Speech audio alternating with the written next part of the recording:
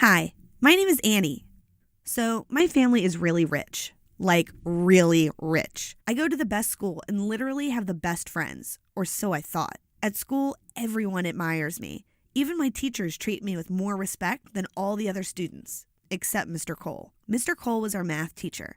He would give assignments and send anyone who failed the exercise or anyone who didn't do the assignment to detention. After class on Monday, Mr. Cole gave everyone yet another exercise. I normally do these exercises with Jess and Cassie. Jess and Cassie lived a few blocks away from me.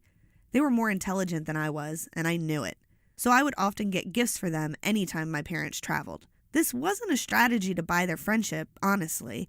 I just like to appreciate people who are nice to me.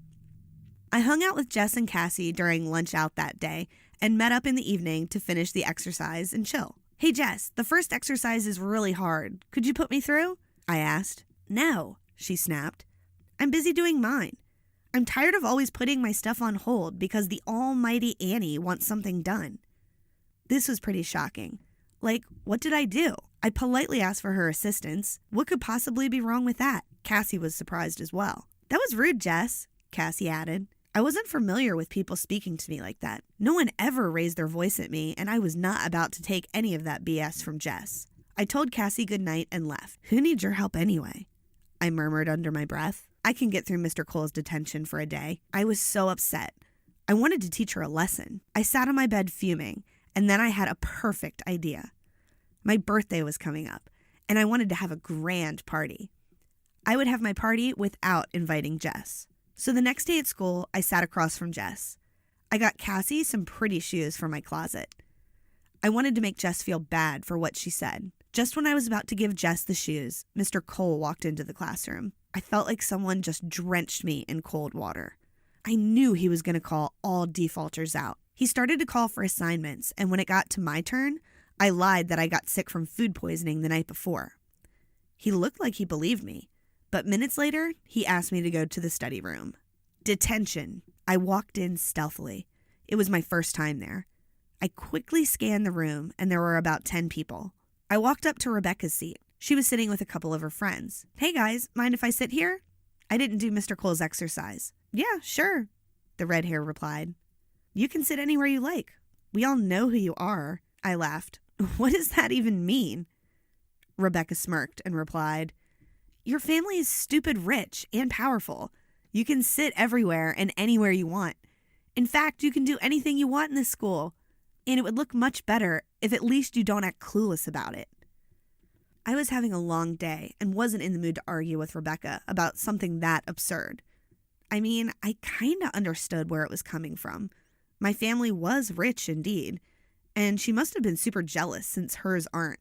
Plus, my 16th birthday was coming up, and she was not invited, which must have made her even more jealous. The only thing on my mind at that moment was how shall I plan my birthday? I was so excited, and nothing was going to ruin my mood. The week ended really quick, and plans for my 16th birthday were on full speed. I was going to host the party at home in our magnificent mansion. The party was going to be the most talked about in the whole school. My 16th birthday bash at the residence of my famous family. I knew people called me rich, but now they would get to see what affluence was. I laid out my plans to my mom, and she was elated. "It's going to be beautiful, my love," she said. I sent Cassie a text to let her know I was bringing invites to school. I copied Jess in the text and later deleted her contact. She had refused to apologize to me, and as long as she didn't apologize, she wasn't considered a friend. I sent out digital invites and posted invite stickers on the boards at school. My invite read, "Party with the famous Annie, 16 and rich. You better not miss." There was a boy I had a crush on, though. I think he liked me, too. I personally went to deliver my invitation to him. "Hey, Josh, you know you can't miss my party, right? This Saturday. I want you there." Josh stared at the invite and smirked. "What kind of an invite is this? 16 and rich? Really? You gotta be kidding me."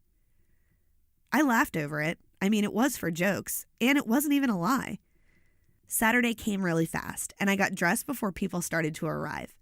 The party was at 2 p.m. At 2 p.m., I called Cassie severally, but she didn't pick up. I started to get worried. An hour passed, and no one had shown up. I tried to give excuses for everyone, saying they stalled but would be here soon. At 5 p.m., my cousin showed up. He asked me where everyone was, and I burst into tears. No one is here. No one, I said while I sobbed.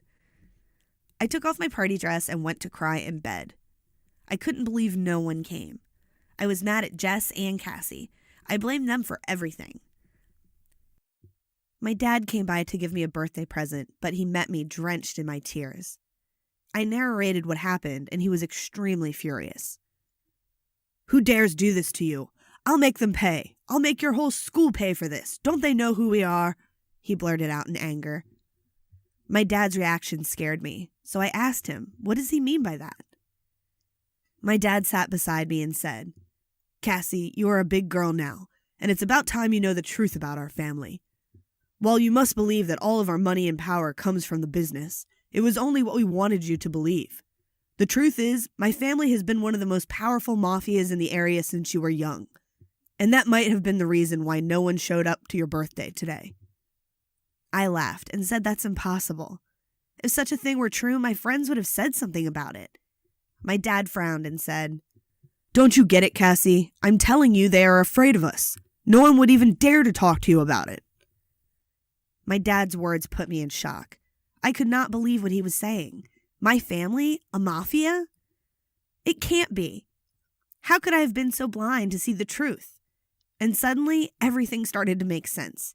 It was the reason why everyone was extra nice to me, and I never faced any trouble. They didn't respect or like me. They feared me. And the truth was that I had no real friends at all. I was angry at my father and my whole family. They were the reason I was in this situation. I realized I was such a brat for thinking people were jealous of my awesome family, while at that moment, I was wishing I had a different one.